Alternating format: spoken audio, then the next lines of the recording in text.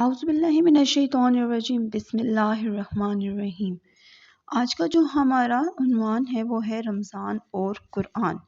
کلام الہی کو رمضان المبارک سے خاص تعلق ہے، جیسا کہ سورۃ البقرہ میں ارشاد ہے کہ قیام رمضان یعنی نماز تراویح یہ بھی قرآن شریف پڑھنے اور سننے کے لیے ہے۔ دن کو روزہ میں مشغولیت اور رات کو تراویح میں کھڑے ہو کر ذوق و شوق سے قرآن پڑھنا یا سنا، اس سے مومن کے قلب میں ایک عجیب کیفیت پیدا ہوتی ہے، اور یہ دونوں شغلے قیامت کے دن مومن کے کام آئیں گے۔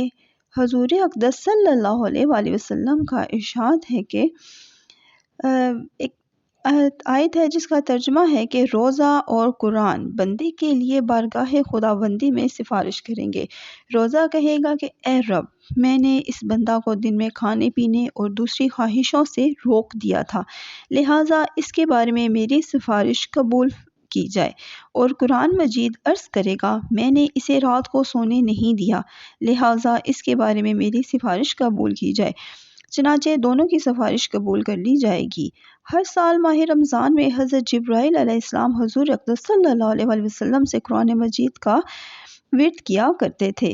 آپ حضرت جبرائیل علیہ السلام کو سناتے اور وہ افضل الانبیاء صلی اللہ علیہ وآلہ وسلم کو سناتے۔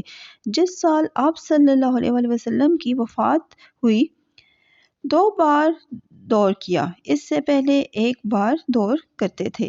اس سے معلوم ہوا کہ رمضان المبارک میں حفاظ کرام کا ایک دوسرے کو سنانے کا جو مروج طریقہ ہے یہ مسنون ہے۔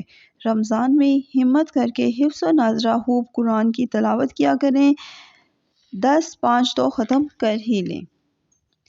اگر آپ کو آج کی ویڈیو پسند آئی ہو تو لائک کیجیے گا، سبسکرائب کیجیے گا تاکہ آئندہ ہماری آنے والی ویڈیو آپ تک پہنچ سکے۔ بہت شکریہ۔ اللہ حافظ۔ اللہ نگہبان۔